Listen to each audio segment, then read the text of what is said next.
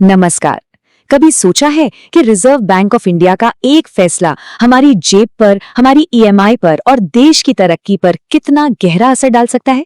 आज हम आरबीआई के हालिया मौद्रिक नीति के फैसले की एक एक परत खोलेंगे और ये समझने की कोशिश करेंगे कि इसका हम सब के लिए क्या मतलब है। तो वो सबसे बड़ा सवाल जिस पर सबकी नजरें टिकी हुई थी कि आरबीआई इस बार क्या करेगा? क्या लोन महंगे होंगे या सस्ते? क्या घर खरीदने का सपना और मुश्किल हो जाएगा? चलिए पता लगाते हैं कि ब्याज दरों पर आखिर क्या बड़ा फैसला हुआ है। और फैसला ये है कि कोई बदलाव नहीं हुआ है। जी हां, आरबीआई की मॉनेटरी पॉलिसी कमेटी ने रेपो रेट को 6.5% पर ही बनाए रखने का फैसला किया है। लेकिन रुकिए, यहां एक दिलचस्प सवाल खड़ा होता है। जब दुनिया भर में महंगाई और अनिश्चितता का माहौल है, तो आरबीआई ने इतना बड़ा फैसला क्यों लिया? इसके पीछे एक बहुत ही सोची समझी रणनीति है। अब आप शायद सोच रहे होंगे कि ये रेपो रेट आखिर है क्या चीज, तो इसे ऐसे समझिए। ये वो दर है जिस पर आरबीआई बैंकों को पैसा उधार देता है। और जाहिर है, जब बैंकों के लिए पैसा लेना सस्ता या महंगा होता है, तो उसका सीधा असर हमारे होम लोन, कार लोन और यहाँ तक कि हमारी एफडी की ब्याज दरों पर भी पड़ता है। तो हाँ, ये सीधे सीधे हमारी जेब से जुड़ा हुआ मामला है। इसके साथ ही आरबीआई ने अपने रुख में भी कोई बदलाव नहीं किया है, जिसे विड्रॉल ऑफ अकोमोडेशन कहते हैं। और अगर इसे आसान भाषा में समझे तो इसका मतलब है कि आरबीआई का पैर अभी भी ब्रेक पर हल्के से रखा हुआ है, लेकिन वो उसे दबा नहीं रहा। वो बस बहुत सावधानी से सड़क पर नजर बनाए हुए है, ताकि जरूरत पड़ने पर सही कदम उठाया जा सके। तो सवाल वही है, आखिर आरबीआई इतना आत्मविश्वास में क्यों है?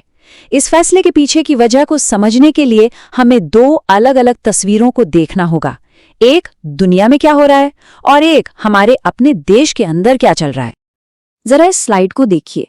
ये दो बिल्कुल अलग कहानियां बता रही हैं। एक तरफ है वैश्विक अर्थव्यवस्था, जो जियोपॉलिटिकल टेंशन और व्यापारिक अनिश्चितताओं के तूफान से जूझ रही है, और वहीं दूसरी तरफ है हमारी अपनी भारतीय अर्थव्यवस्था, जो इन तूफानों के बीच एक मजबूत जहाज की तरह डटी हुई है, जिसे ताकत मिल रही है हमारी अपनी घरेलू मांग से।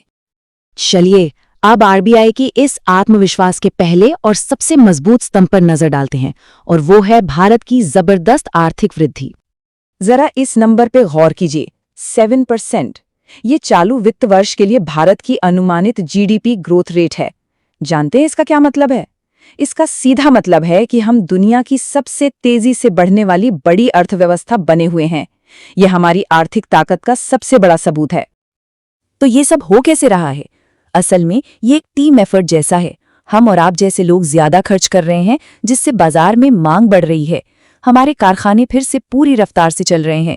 सर्विस सेक्टर भी शानदार काम कर रहा है, और इन सबको सहारा दे रहा है सरकार का इंफ्रास्ट्रक्चर पर जोरदार निवेश, जो इस विकास की गाड़ी को और रफ्तार दे रहा है। अब आते हैं आरबीआई के आत्मविश्वास के दूसरे स्तंभ पर, और ये है महंगाई का मोर्चा, जिसे आरबीआई ने काफी हद तक काबू में रखा हुआ है। ये स्लाइड हमें भविष्य की एक झलक दिखा रही है। आरबीआई का अनुमान है कि इस पूरे साल के लिए महंगाई दर लगभग 4.5% रहेगी, और जैसा कि आप देख सकते हैं, आगे चलकर इसके और भी कम होने की उम्मीद है। अब ये बात अहम क्यों है? क्योंकि जब महंगाई नियंत्रण में होती है, तो आरबीआई पर ब्याज दरें बढ़ाने का दबाव नहीं होता, जिससे आर्थिक विकास को बिना किसी रुकावट के आगे बढ़ने का मौका मिलता है।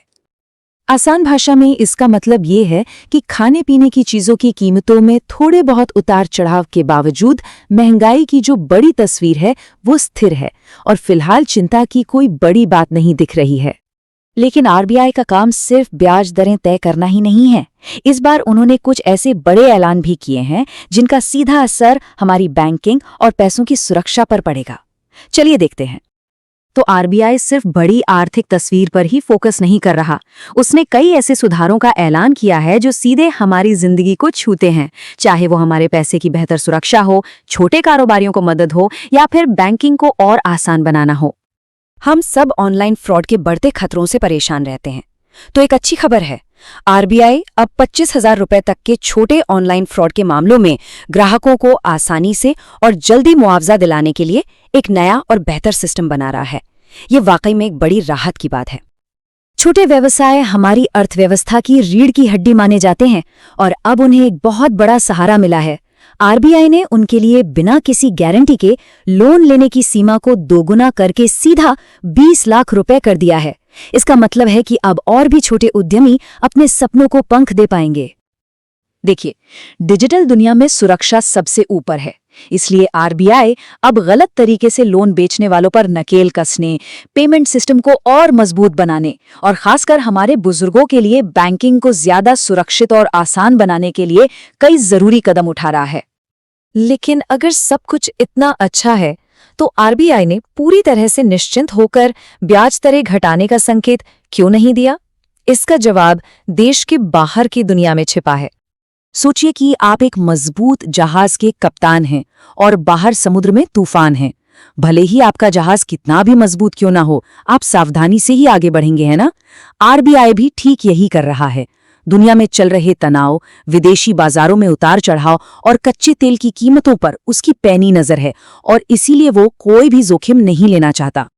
जैसा कि आरबीआई गवर्नर शक्तिकांत दास ने खुद कहा, भारत की अर्थव्यवस्था बाहरी चुनौतियों के बावजूद शानदार प्रदर्शन कर रही है और काबू में आई महंगाई हमें विकास को समर्थन देने की ताकत देती है।